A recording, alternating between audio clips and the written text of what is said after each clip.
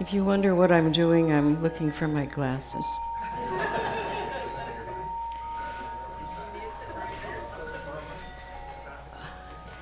Well, the interesting thing is that I know I took them out of my bag this morning, and then I put them back. So, all right. Good morning.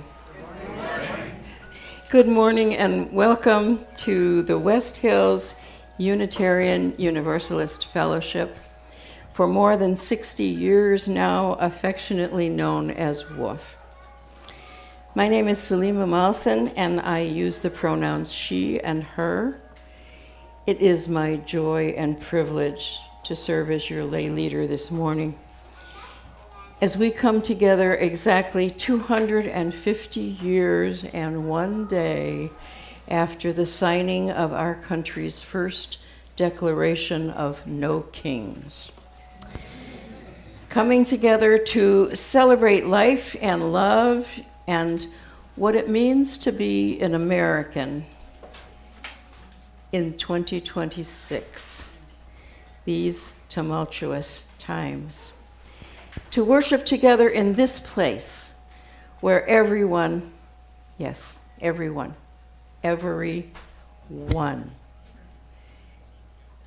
is welcomed and embraced. Whether you're here with us in the sanctuary or watching on a screen somewhere out there or even downstairs in our coffee room, you're welcome here. The late Reverend Jesse Jackson reminded us that America is not a blanket. It's not a blanket made of one piece of unbroken cloth. It's not the same color, the same texture, the same size, but rather it is more like a quilt, beautifully made of many patches, many pieces, different sizes, and different colors, all woven and stitched together by a common thread. Indeed, look around.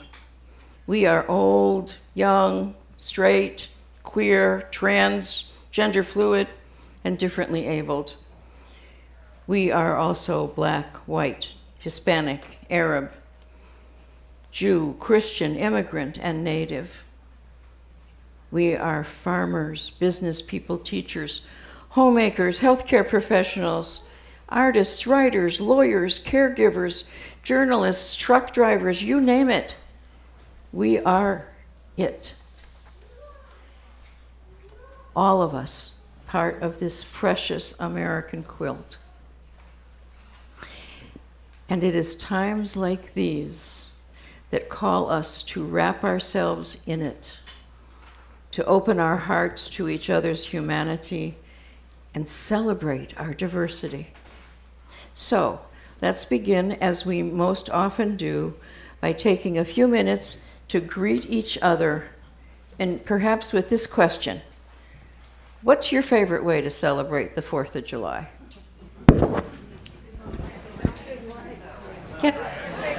Yes.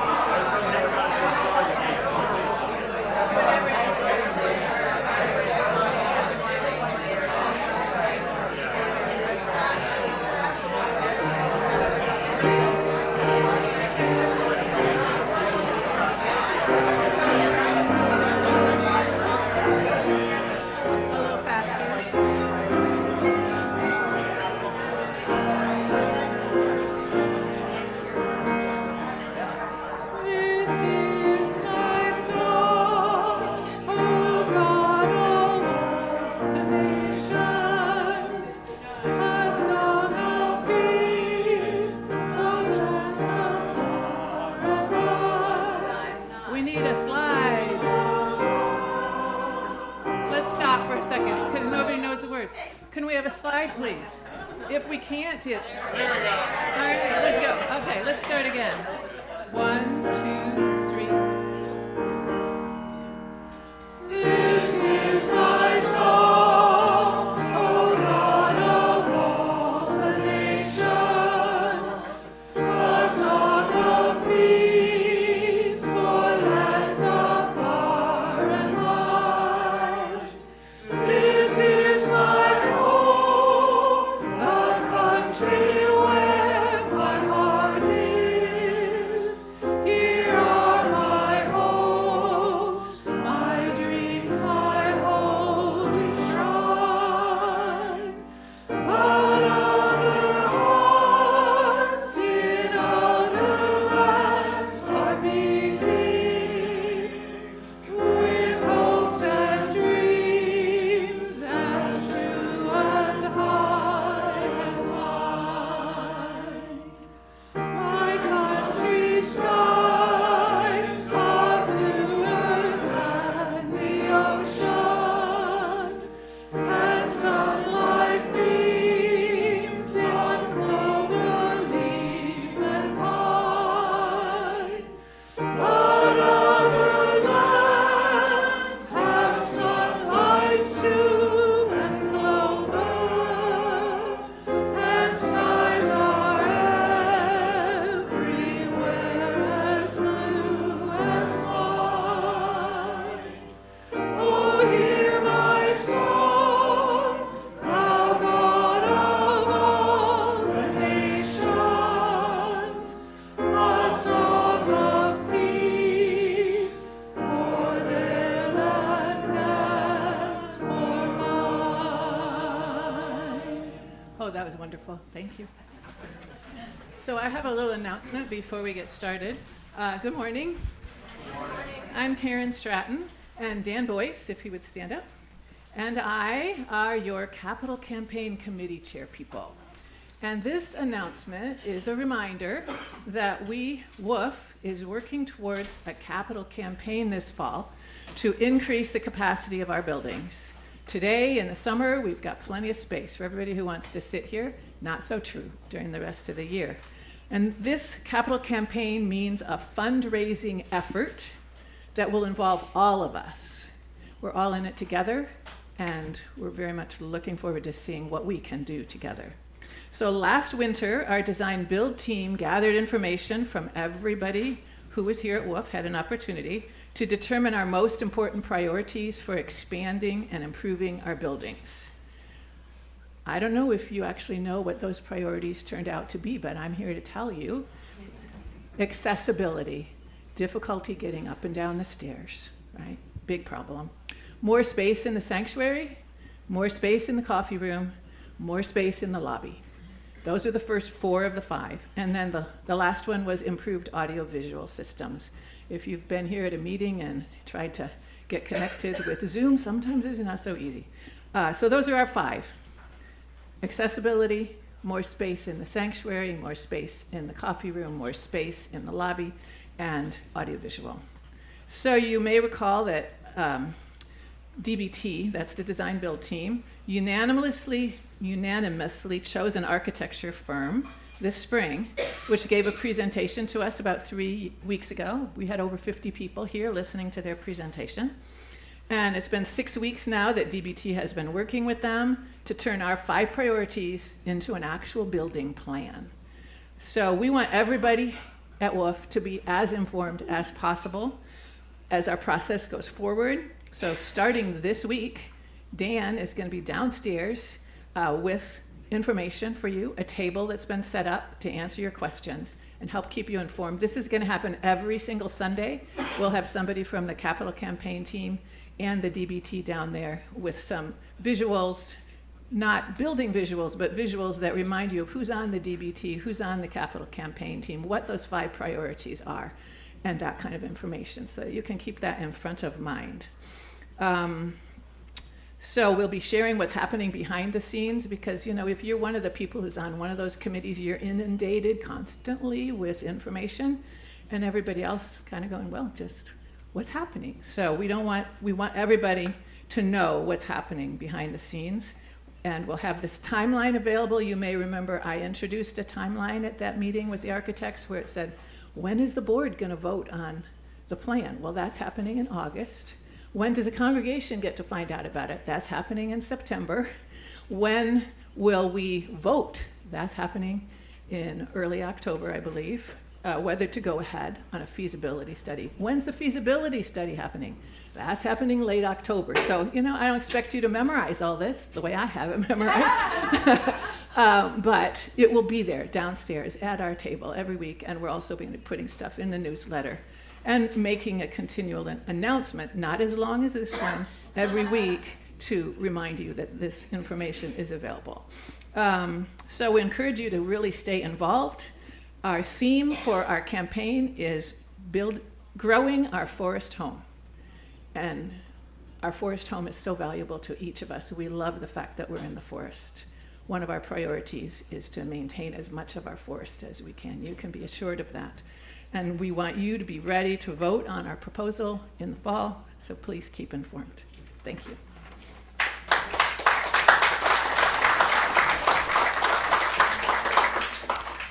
Woo. Thank you, Karen. And now, as this morning's guest speaker, WHUUF's former minister, the Reverend Schurr, lights our chalice.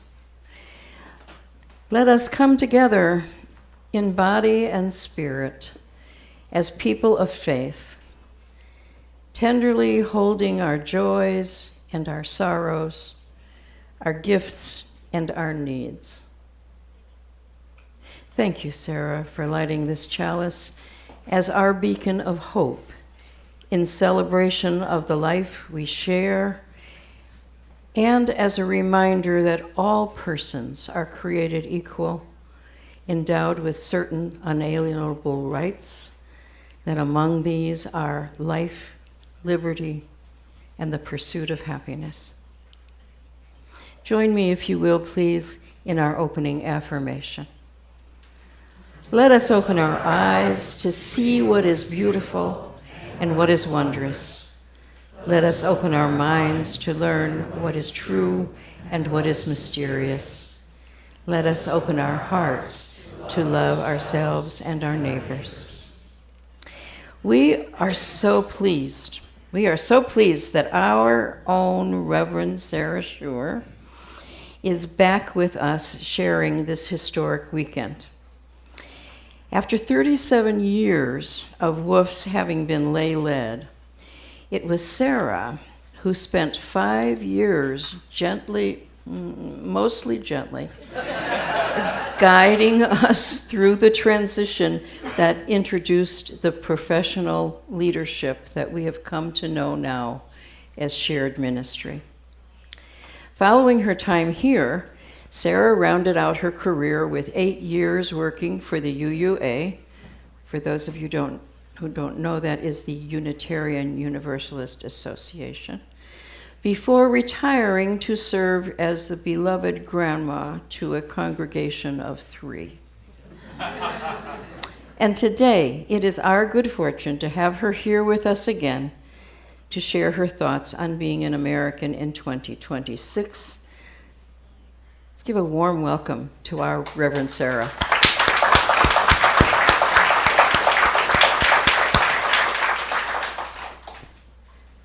I recently read a brief essay written just this spring by Parker Palmer. Some of you know his work well. It's called Looking at Life with Soft Eyes. In it, he says, "It's not easy to practice soft eyes at a time when we're threatened by those who are supposed to be serving us. But soft eyes are a must if we are to preserve our spirits, avoid becoming what we oppose in the very act of opposing it, and to restore our democracy. To move beyond our present calamity, we need the kind of vision that drew Martin Luther King Jr. forward, one that depended on soft eyes. Without that kind of vision, how could King have seen the possibility of beloved community under that rock-hard surface of the oppression that he knew so well?" Palmer goes on to say, "When I look with soft eyes on this hard-frozen winter in American history, what I see deep down is a people preparing to rise again. Millions of us can still feel the new life we found by taking to the streets last summer and fall and early spring. We've been now connecting with it as the trees do, underground, sending texts, emails, money, and moral support, preparing to rise again to bring our misleaders down. The norms of love, truth, and justice can be flouted only for so long." So as our call to worship this morning, I invite you to reflect on these words from the poet Joyce Sutphin, titled, "Now That Anything Could Happen." You know now that anything could happen. Things that never happened before, things that only happened in movies and nightmares are happening now, as if nothing could stop them. You know now that you're not safe. You know you live in fragile skin and bones, that even steel and concrete can melt away, and that the earth itself can come unhinged, shaken from its orbit around the sun. You know now that anything can happen. It's hard to know what will. And what will you do now that you know? What words will you say now that you could say anything? What hands will you hold? Whose heart will beat inside you?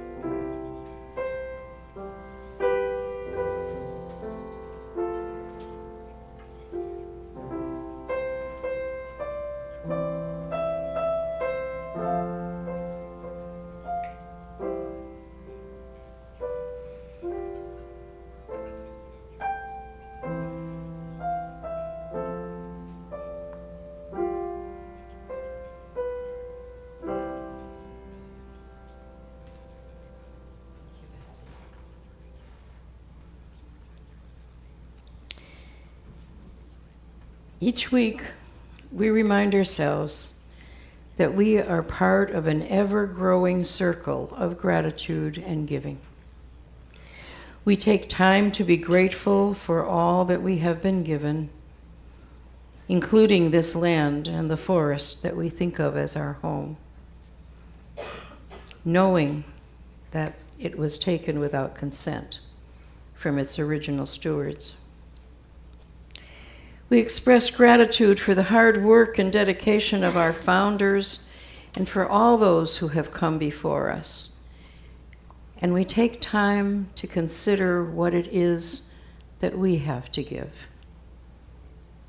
Our generosity takes many forms, not only our annual pledges of financial support and the monies that we place in the offering baskets on Sundays, but our personal gifts of time and talent, whether we make coffee or bring treats for our after-service coffee hour, whether we take meals and music to folks recovering from illness, show up to care for our beautiful outdoors, help make Sunday services happen, or spend time with our children in their religious exploration. And in the larger community, we support our Western farm workers, we bear witness at ICE, provide meals at shelters, and volunteer at food pantries. So as our hosts move through the sanctuary this morning to gratefully receive your offerings, I invite you to join in singing, "From you I receive, to you I give. Together we share, and from this we live." From you I receive, to you I give. Together we share, and from this we live.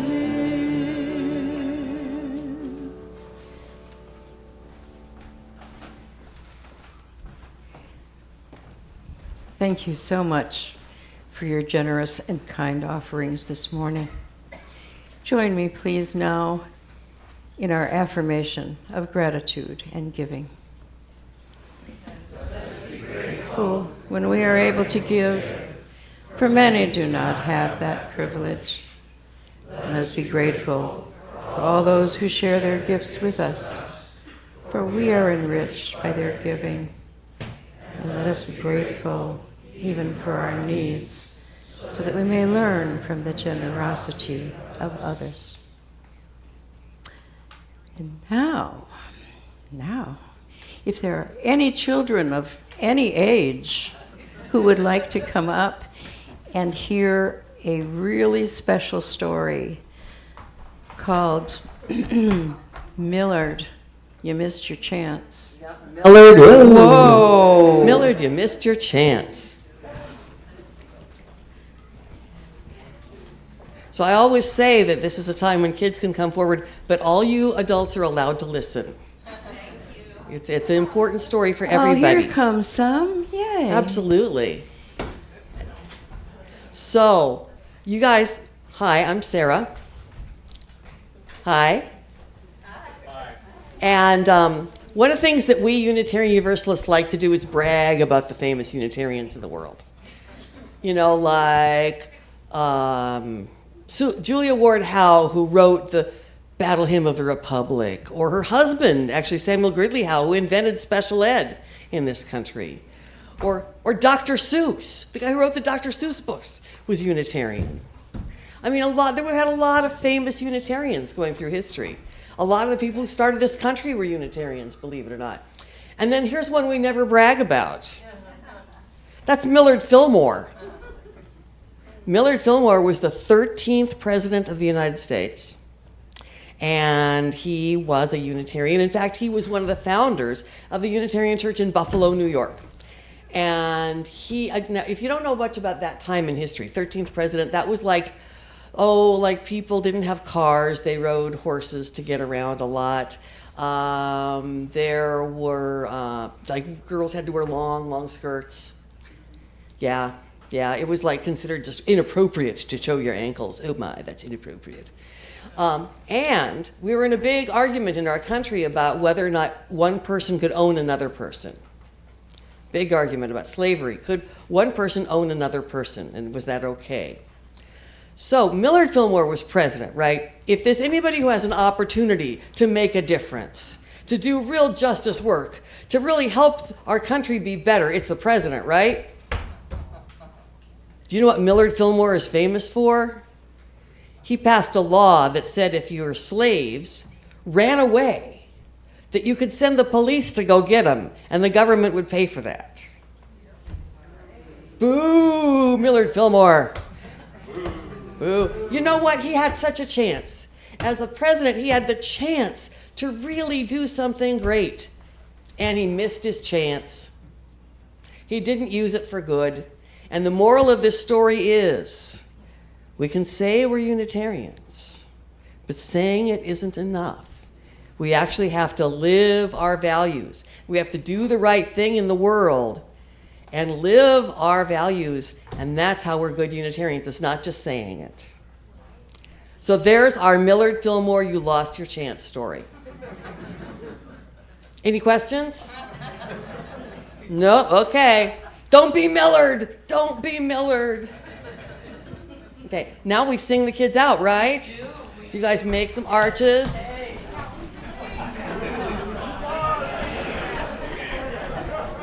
Okay, well, we'll sing the spirit of all of us. Don't our love as you go. May your heart be at peace as you go. To nurture the spark of your precious life, we hold you in our love as you go.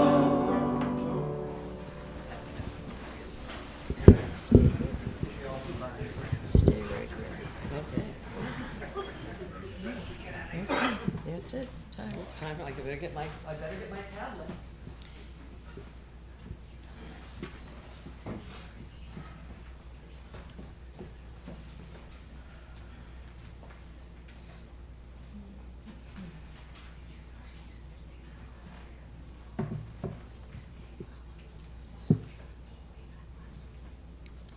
The reading I have for us today is by Langston Hughes, and it was written and published in 1935, but I think it is still very much appropriate today.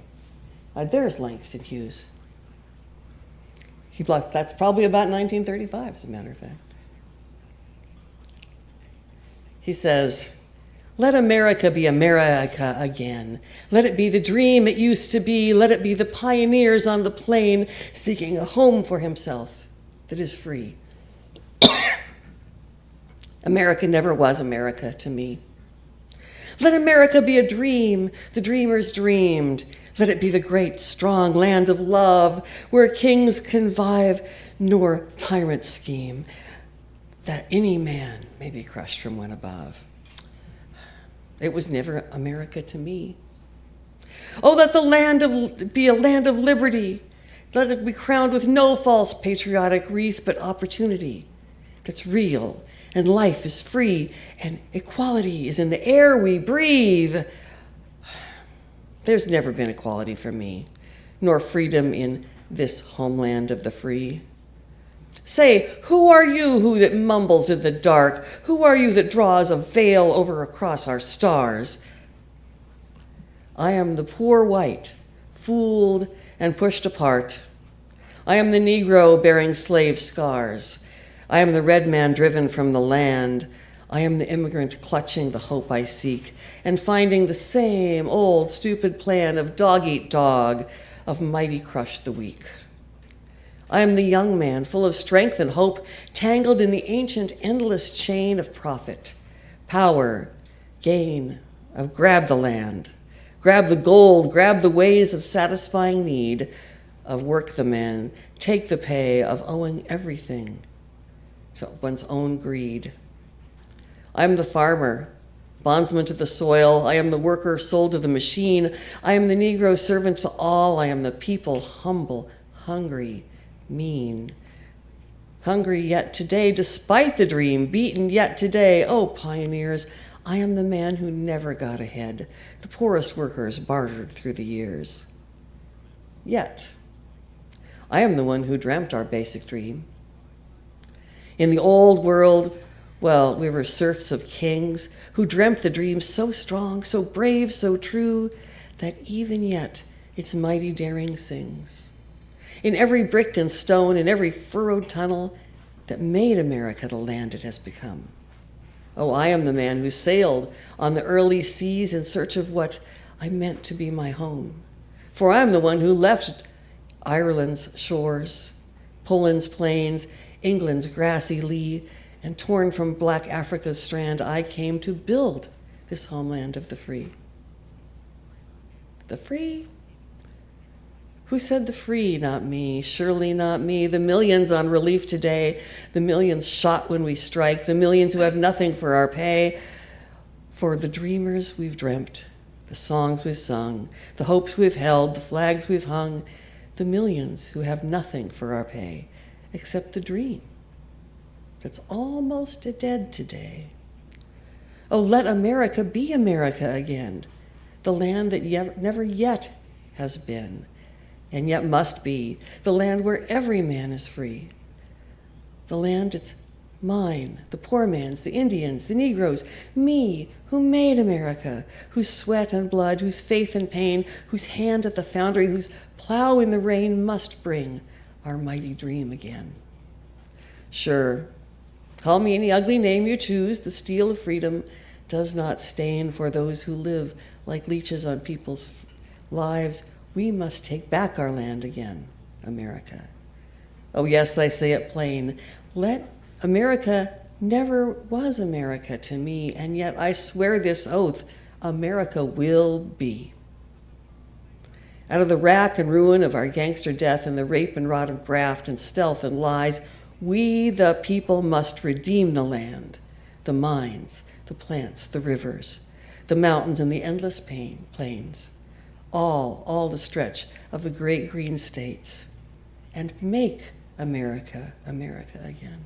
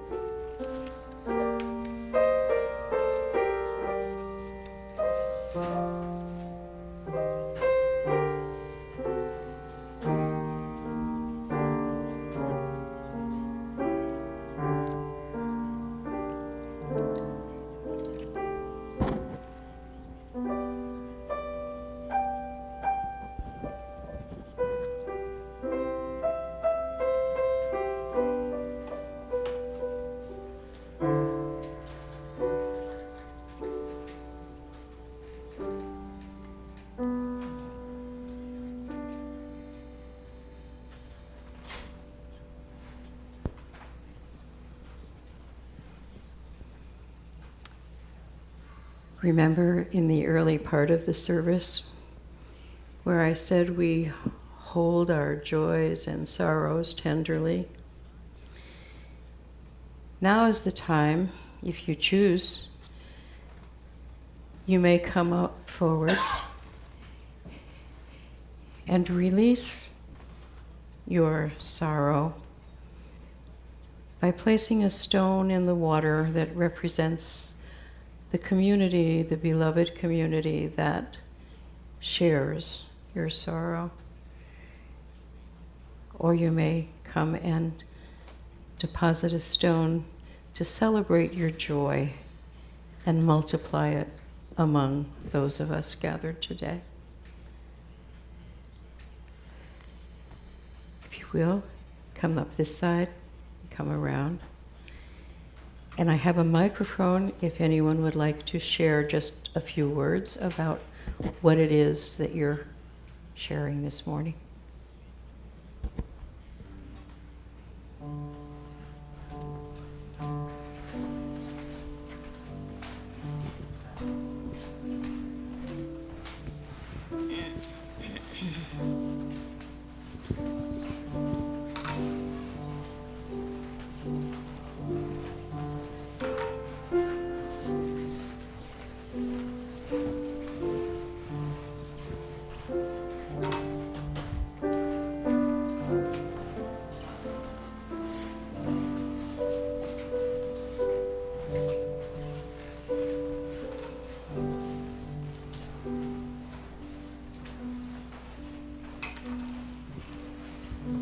This is for my husband who broke his shoulder about 3 weeks ago. We are really grateful that he got in quickly to get surgery, which it needed. But just ask for your thoughts for him. He is just really tired of being in pain and not being able to do anything. Yeah.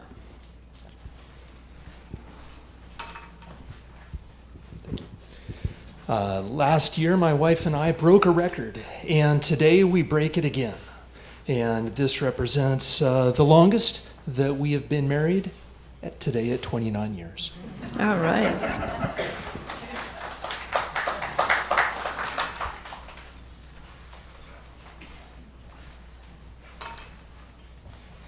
Phew.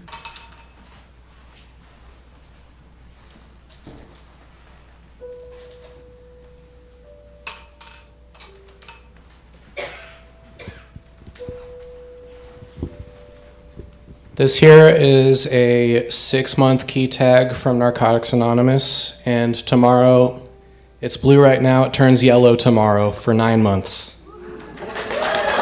Yeah, Kelly.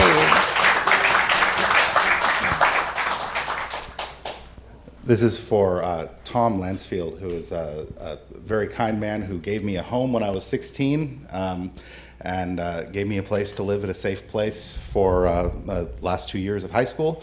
And he is nearing the end of his life right now. And he's in my heart.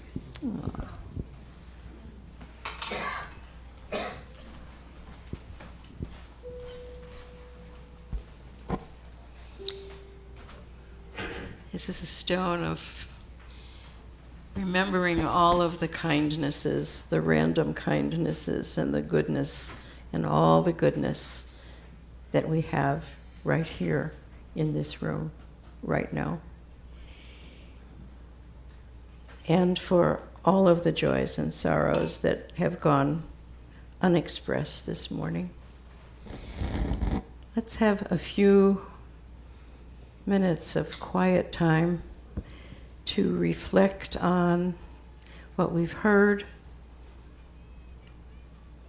moments for prayer, meditation, as you might wish.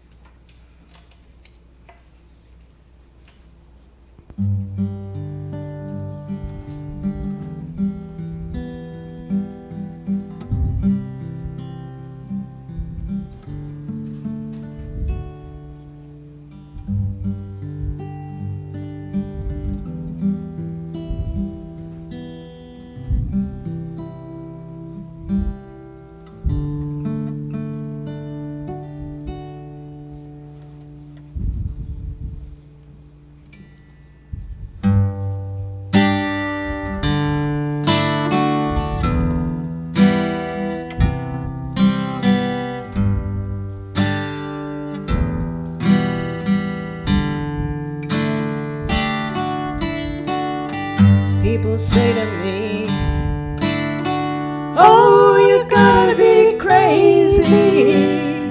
How can you sing in times like these? Don't you read the news? Don't you know the score? How can you sing when so many others grieve? People say to me, what kind of fool believes that a song will make a difference in the end? By way of a reply, I say a fool such as I, who sees a song as somewhere to begin. A song is somewhere to begin, to search for something worth believing in. If changes are to come, there are things that must be done, and a song is somewhere to begin. People say to me, oh, you gotta be crazy. How can you dream in times like these? Don't you read the news? Don't you know the score? How can you dream while so many others grieve?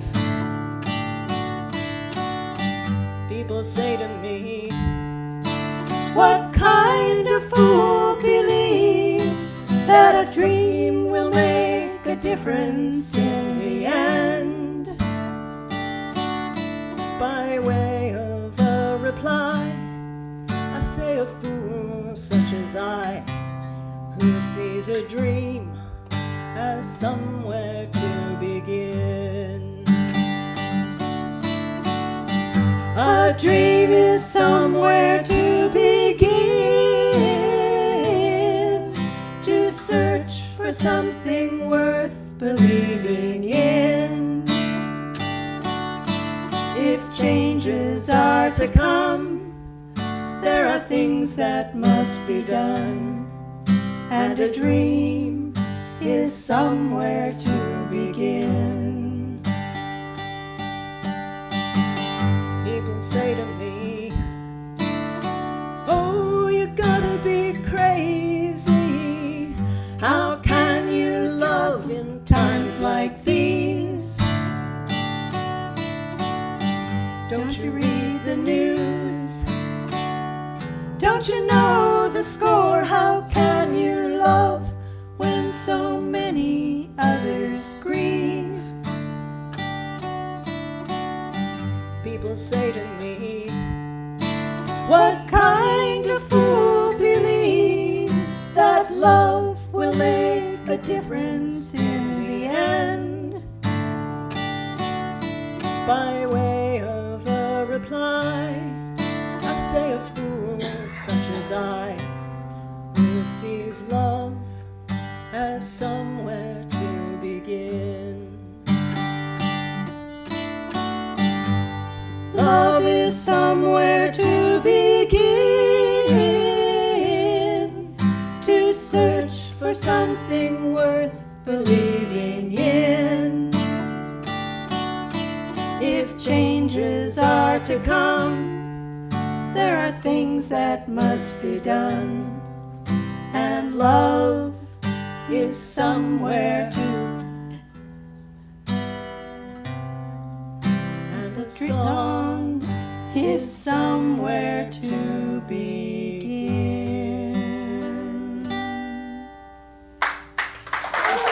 Sorry.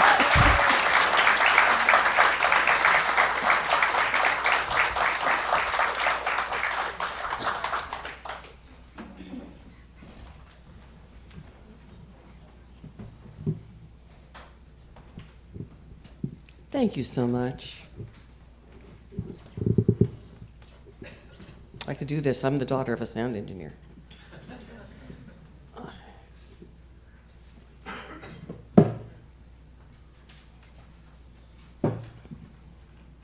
And I am so delighted to be back at WHUUF today. Thank you so much for welcoming me. And it's nice to see how things are going so well. It's a happy thing. And as you've no doubt heard, this is our nation's semi-quincentennial, the 250th anniversary of the signing of the Declaration of Independence.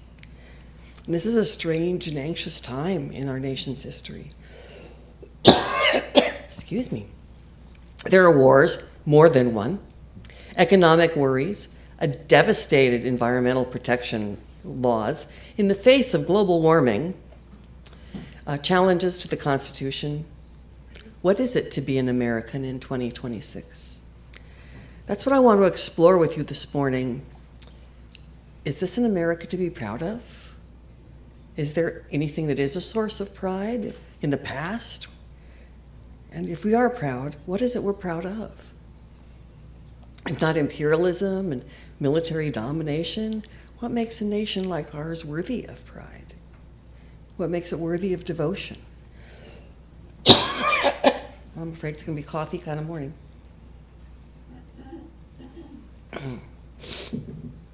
In the poem we heard earlier, Langston Hughes reminds us that the freedom and prosperity that America has promised to all has not been available to everyone. Slaves stolen from Africa, the indigenous Americans who've been in this land for centuries, and many of the hungry and desperate immigrants who've come to this land over the last 200 years. The prosperity and freedom has not always been there as promised. In fact, the immigrants and refugees who come to America today in 2026 are having a much harder time, facing way more barriers than my grandparents did when they came from Germany in 1900. Now, I am of an age where I graduated from high school at the 200th anniversary, the bicentennial of this country. My graduating class at Sunset High School included members of this fellowship, like Sarah Heller and Jeff Shea. As bicentennial graduates, we had little Liberty Bells on our graduation tassels. It was a time of innovation in our country. In 1976, Apple Computing was founded and the Viking rover landed on Mars, sending us pictures of our neighboring planet. And society was going through some interesting contrasts. The first women were allowed to attend the Naval Academy at Annapolis. However, we were also not allowed to attend schools like Columbia, Brown, and Harvard.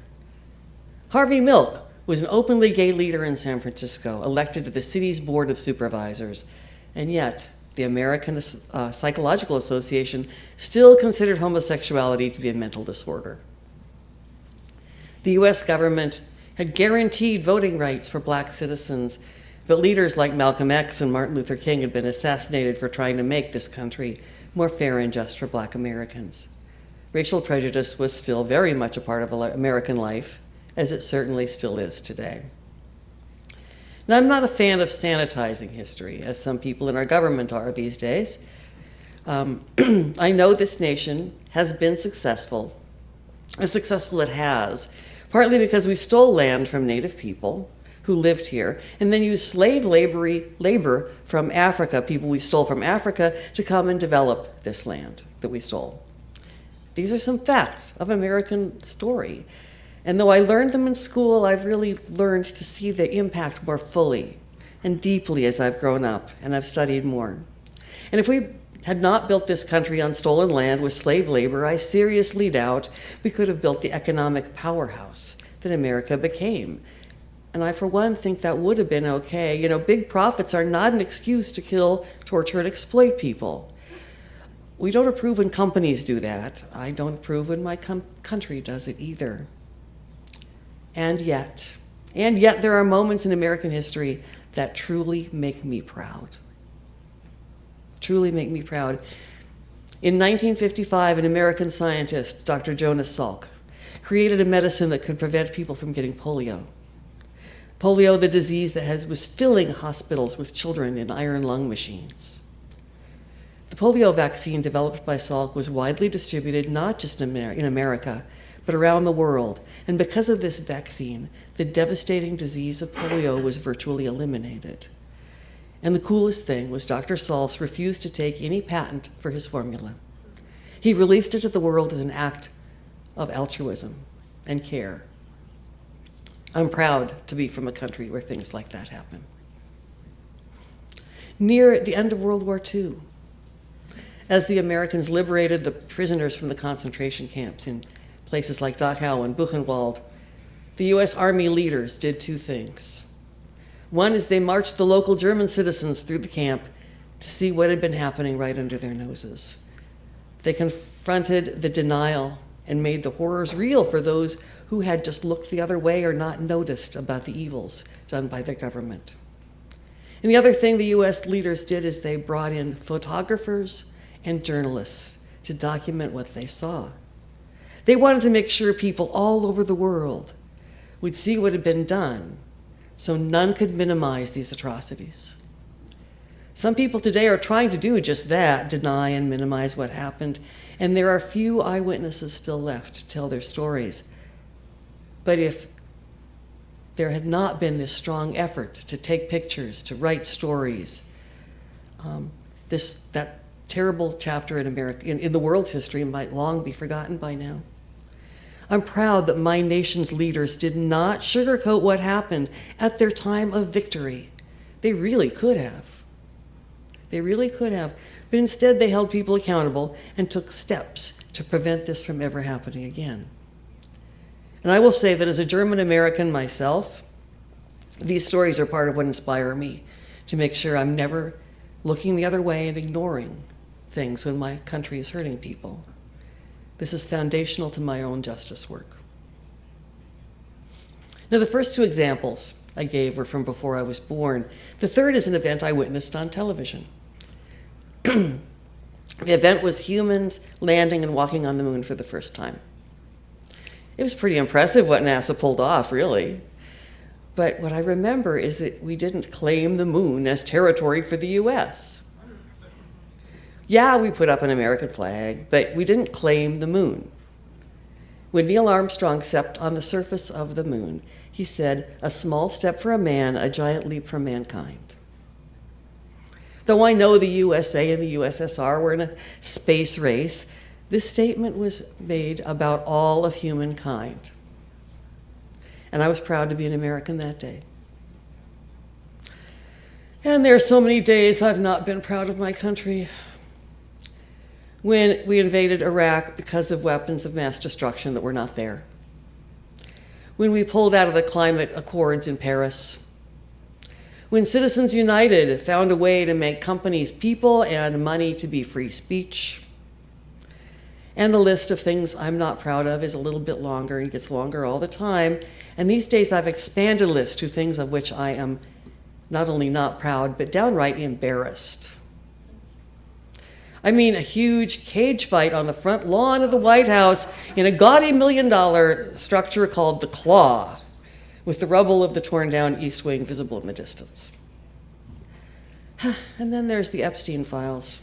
Other countries are taking this stuff very seriously, while we're really trying to just brush it under the rug. I wonder what the rest of the world thinks of us sometimes. I have a hard time believing that this kind of thing projects the strength and pride that some would hope. Pretty sure it does just the opposite. Now, some people think that what it means to be a good American citizen is that we have to adopt that whole my country right or wrong kind of ethos. They think that's patriotism. I could not disagree more. Agreeing with everything that your country is thinking and doing, and that we're better than everyone else, no, that's nationalism. Nationalism is not helpful, and it's a very slippery slope to fascism. No, patriotism is not nationalism. Patriotism is not militarism. The belief that our country needs to use a strong military to regularly go out and further our interests in the world with war. No, patriotism is not militarism either. Patriotism is dedication to your country and its values. This might be something like speaking the truth in love. It may be finding a way to say, wait, we're going the wrong way. Or, I can't let you do that to my neighbors. Or, this is unconstitutional, it needs to stop. President Barack Obama talked a lot about patriotism. He defined patriotism as loyalty to America's foundational ideas of equality and liberty and justice, rather than an unquestioning devotion to a place or political leaders or a government policy. He maintains that it is not only patriotic to criticize the country when it's falling behind its ideals, but such dissent is essential to the functioning of democracy. I once heard the Reverend Forrest Church speak at a big, large UU gathering, a kind of a district gathering. Reverend Forrest Church was one of our most foremost Unitarian Universalist theologians, and the son of Senator Frank Church of Idaho. Forrest Church said that our country, when it's in trouble, it is our patriotic duty to stand up and say so. He reminded us this nation was founded by rebels, people who stood up to a government they saw as unjust. So really, nothing is more American, really. Nothing is more American than standing up and declaring the truth in the face of a government misuse of power. He spoke of when forts and ships feel like they're in trouble, they fly their flag upside down. And Reverend Church wore a flag pin on his lapel that he wore upside down because of how he felt the state of our country was. And I'll tell you, in this meeting, he literally had a room of Unitarian Universalists on their feet with tears streaming down their faces, inspired by patriotism, in the idea that truth is that we are not living up to our American ideals, but we need to. And if he were alive today, I wonder what he'd have to say. Well, we come back to me being patriotic. I agree with the famous humorist Mark Twain when he said, patriotism is supporting your country all the time and the government when they deserve it. What is my country if it's not the government or the military might or the economic wealth we have? I do love the mountains and the plains and the oceans. The land we use and live on is a beautiful place. And I got to see lots of it when I worked for the UUA, traveling around, visiting congregations and going to large meetings. The glaciers in Alaska, the volcanoes in Hawaii, the green rolling hills of New England, the rangeland of Wyoming, where I really did see deer and antelope play. And the impressive Columbia River in our own neighborhood. Now, we didn't create this land, and it was certainly not ours when we moved in. But it is now our duty and privilege to care for it. It is for us to protect the lakes from pollution, to protect the hills from strip mining. The land we live on needs our constant protection. At this time when the government is trying hard to abandon this sacred charge, it falls to us American citizens to keep reminding them that we want them to do their job to steward the land, the air, and the water. This is, I'll say, our patriotic duty. I never thought of it that way, but I guess environmentalism is a form of patriotism. And as much as I love the land I live on, I really feel like what makes America really worthy of my support and care and love is our people, especially when our people are being their best selves.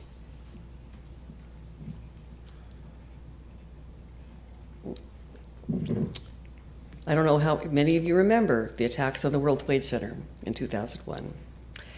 People carried strangers down the stairways in their wheelchairs so they could get to safety. Rescue workers ran into burning buildings to save everyone they could, fighting in exhausting circumstances. So many heroic Americans, both professional heroes and just ordinary people who wanted to help. I remember watching a cell phone footage of a man who was hiding behind a car as debris was falling around him. And then when the debris stopped falling, he said, "Okay, I'm a doctor. I have to go out and see if anybody needs my help." One of our colleagues, one of my Unitarian ministry colleagues, the Reverend Hope Johnson, died a couple years ago of damage that her lungs sustained when she'd served as a chaplain to first responders at Ground Zero. There were so many toxins in the air, it damaged her lungs. There were so many American heroes, not in a battle, but in a time of mutual care. In 1993, neo-Nazis shattered a child's bedroom window that was showing a menorah at the holidays. A frightening and horrible act of anti-Semitism in a small American city.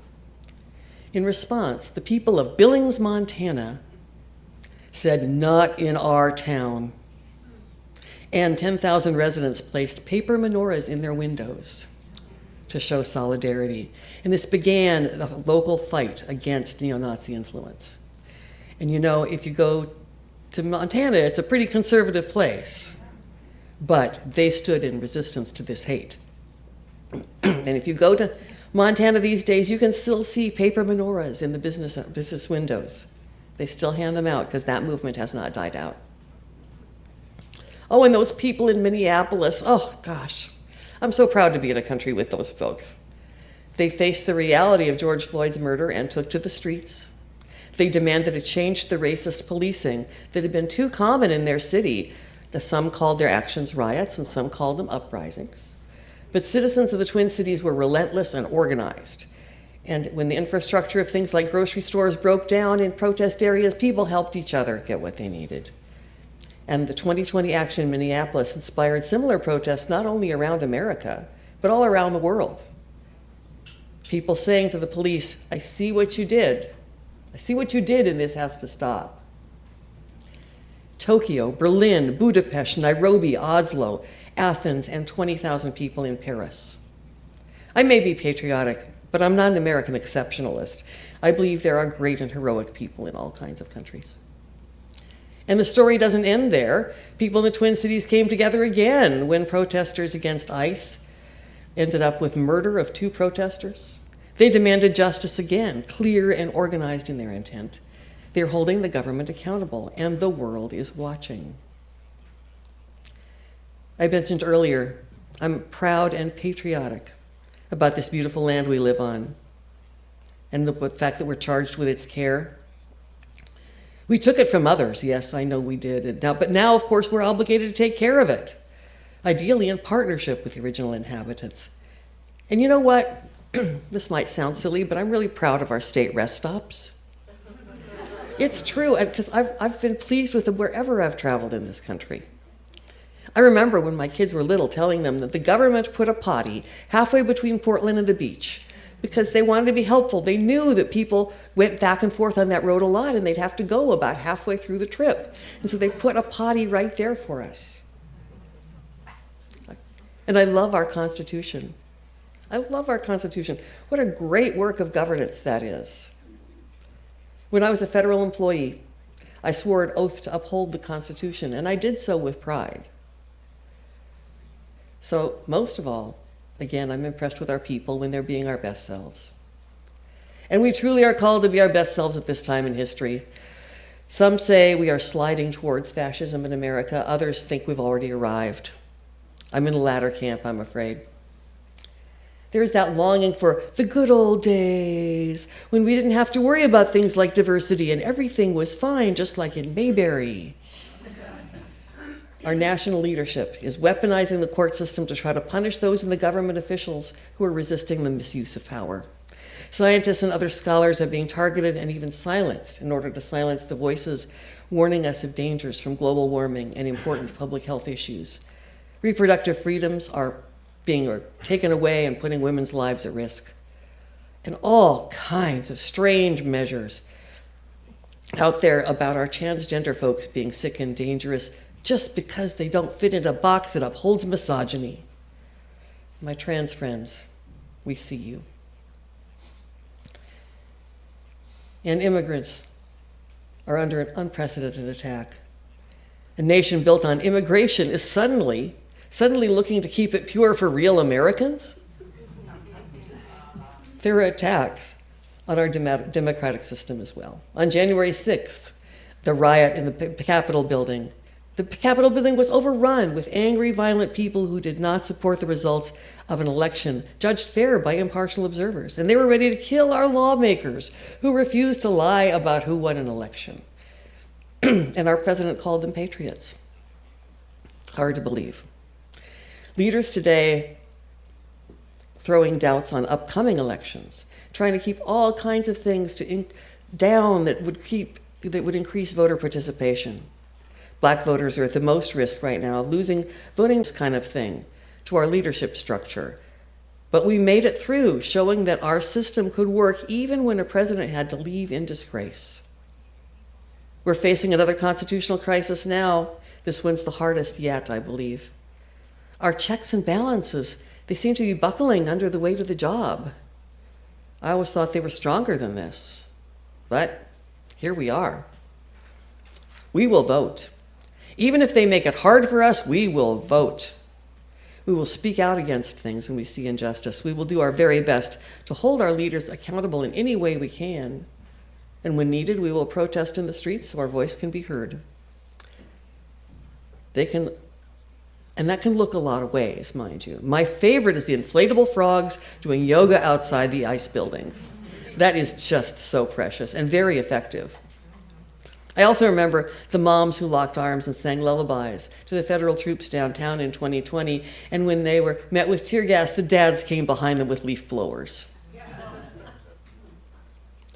Now, some of us might be afraid. If we speak out, will we be targeted by the government? I've heard from many experts on social movements that the more people speak out, the safer it is for those of us who do. It's that whole safety in numbers kind of thing. So let your patriotism shine. Don't remain silent. Now, I do want to be clear. We all need to do the work that is best for our situation and our own bodies that we live in. People who are being marginalized, actively marginalized, like people of color and trans folks, need to be particularly careful about public protests because they really will be targeted. People with risky immigration status need to avoid contact with law enforcement.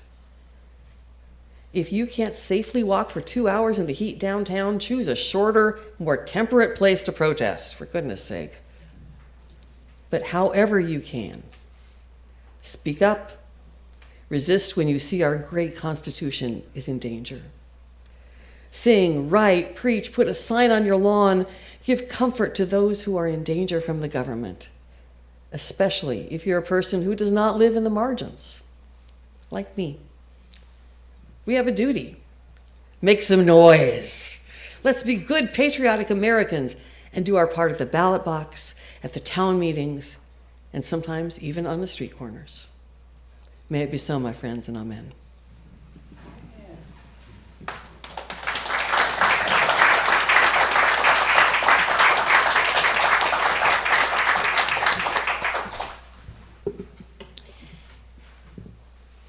Ooh, Betsy?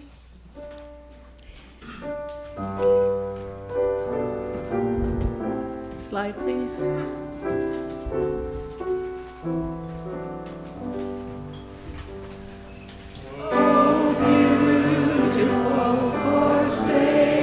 Skies for amber waves of grain, for purple mountains' majesty above the fruited plain. America, America, God shed their grace on thee, and crown thy good with personhood from sea to shining sea. Love, join us downstairs for coffee, tea, and conversation.